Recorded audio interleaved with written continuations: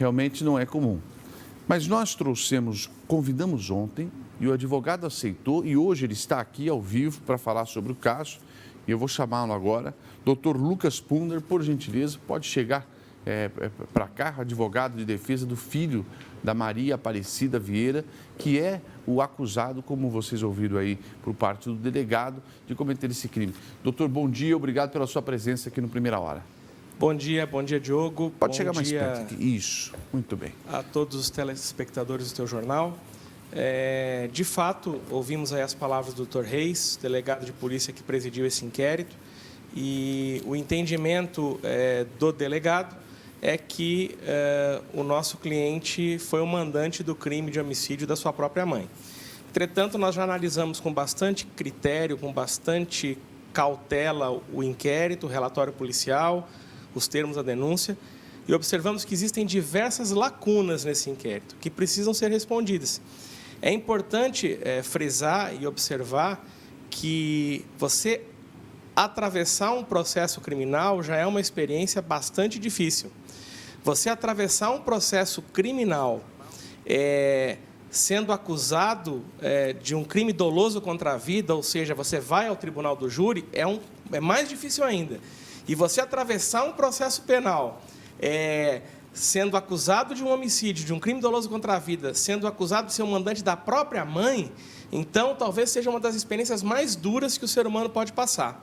Por isso, era necessário que o inquérito policial não tivesse deixado tantas lacunas como deixou. Que lacunas, por exemplo, doutor? Por exemplo, o delegado de polícia afirma que houve uma festa e junta no relatório policial algumas fotos da festa. Ontem nós apresentamos à imprensa que as fotos que estão juntadas lá não são do dia de domingo, 2 dias depois.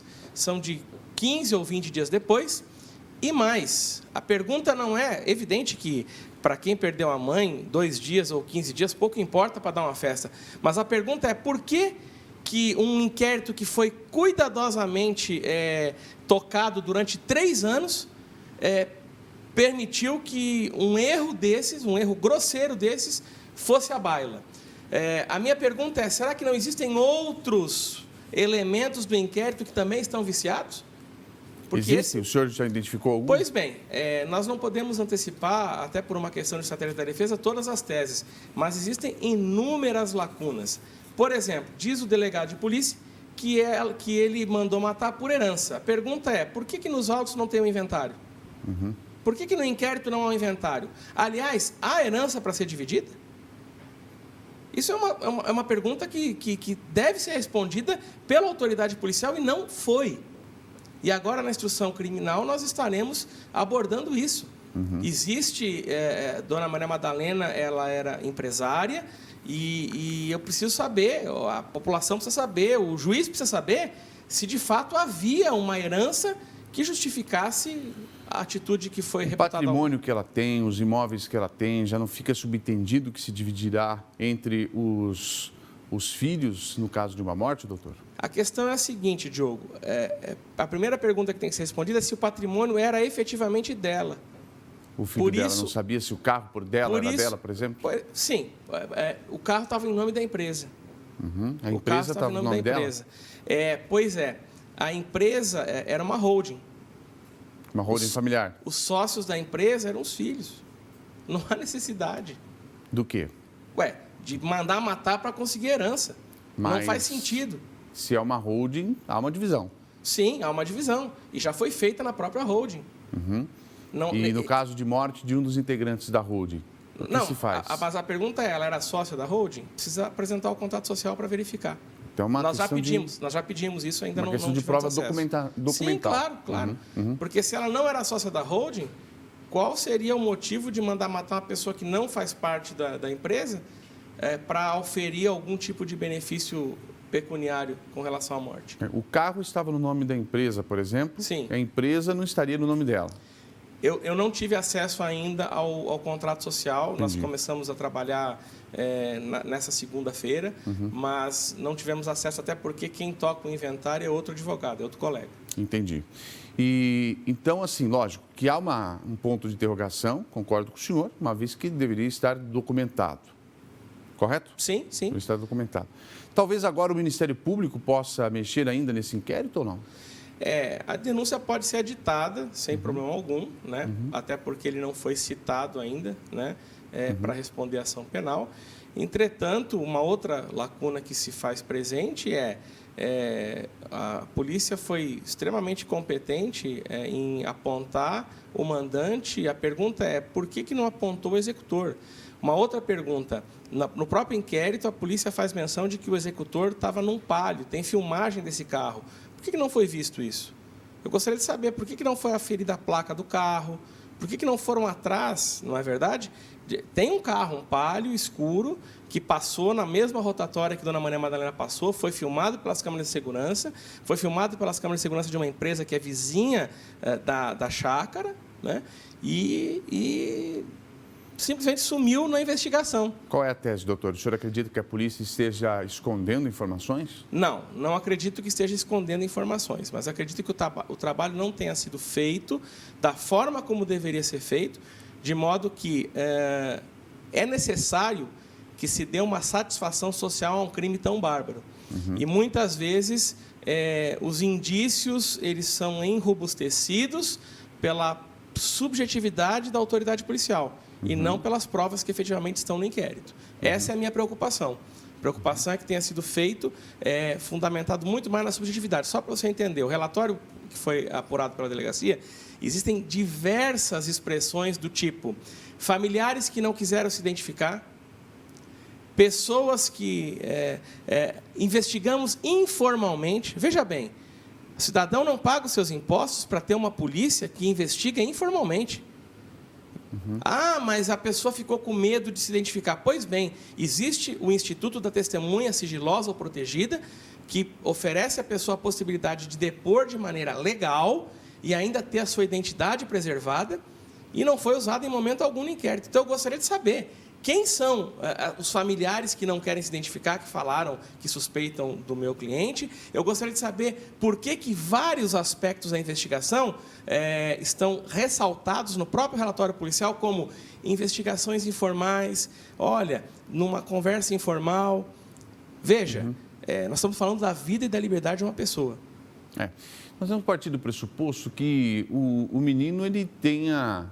o rapaz, né? Eu não menino, tem o quê? 40 anos? 40 anos. Não, rapaz, ele tenha conhecimento do patrimônio da mãe. Mas isso, quem vai levantar o inventário é que vai poder dizer, de fato, qual era esse patrimônio. Mas partimos do pressuposto de que ele soubesse o patrimônio.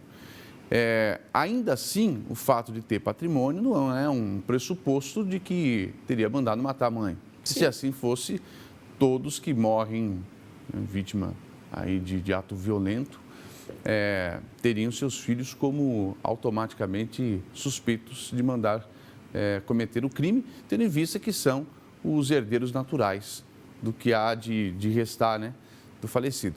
Mas há algo além disso no inquérito, na visão do doutor, que aponte a Polícia Civil que tem uma relação direta com a morte, uma ligação ou algo assim, doutor, ou não? Esse é o problema, Diogo. Não vejo no inquérito nada que possa apontar na direção de um esclarecimento dos motivos pelos quais Dona Maria Madalena morreu. Observe que, por exemplo, não foi averiguada a vida empresarial dela. Ela tinha negócios, ela tinha relacionamentos, ela tinha vários processos e alguns processos de grande vulto econômico, pecuniário. Ela estava enfrentando uma dissolução de sociedade. Isso não foi sequer abordado. Veja, existem várias nuances que a obrigação da Polícia Civil é investigar e não foram trazidas à baila no inquérito. Muito bem, doutor, nós trouxemos o senhor aqui porque, da mesma medida, eu sempre digo aqui que é o seguinte, a imprensa, às vezes, ela dá uma dimensão para a divulgação de um fato que amanhã depois, quando esse fato não se confirma, a dimensão não tem a mesma proporção da notícia. Entendeu? A notícia não tem a mesma proporção quando o caso não se concretiza lá na frente. Só que daí já passou o tempo, já não é mais o mesmo público, quem sabe, que está assistindo o telejornal. Então, da mesma maneira que nós demos espaço e demos hoje de novo espaço para que a polícia traga a versão dela numa fase de inquérito, repare, ninguém está condenando ninguém. Uma fase de inquérito, de investigação, sequer de acusação ainda é. Né? Ele é um investigado, ele vai ser um acusado, se é que vai ser, numa segunda etapa. Nós demos aqui a mesma proporção, o mesmo espaço no mesmo tempo, que é para poder equilibrar a balança dos dois lados. E peço que o senhor, assim que tiver, se é que terá novas provas, tanto por parte da defesa, quanto por parte de uma investigação ou de uma acusação, retorne aqui também para a gente voltar a preencher os espaços, essas lacunas do jogo de xadrez, do quebra-cabeça, se o senhor assim aceitar. Será um prazer colaborar com vocês. Eu acho que é importante a comunidade, a nossa sociedade estar atenta ao que está acontecendo, principalmente porque, pessoalmente, nós temos grande respeito pelo teu trabalho, pelo jornal, pela Tarobá, especialmente por isso que você falou. Nós percebemos com clareza a preocupação em trazer a notícia e trazer a notícia desprovida de qualquer tendência. É importante observar que, no caso de um júri popular, Diogo, o trabalho de vocês pode condenar ou absolver a pessoa, porque a pessoa vai ser julgada por semelhantes, por iguais. O conselho de sentença é formado por população, por cidadãos. Esses cidadãos são seus telespectadores e podem ser influenciados pela imprensa, tanto positivamente, tanto para condenar como para absolver. E se eles forem influenciados pela imprensa, eles, infelizmente, não estarão praticando justiça. É preciso que se detenha as provas dos autos e aquilo que for produzido no processo. Aí sim a justiça vai prevalecer. Bem, então aqui nós demos espaço tanto para a polícia quanto para a defesa em nível de igualdade.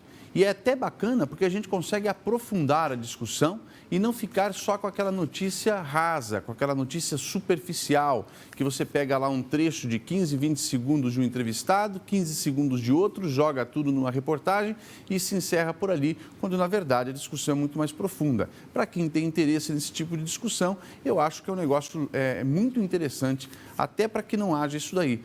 Uma comoção pública exacerbada para nenhum dos dois lados. Muito obrigado, doutor, pela sua presença e assim que tiver novidades, lhe chamo para a gente poder redesdobrar, vamos dizer assim, esse caso. Obrigado, doutor. Obrigado, bom dia a todos. Valeu.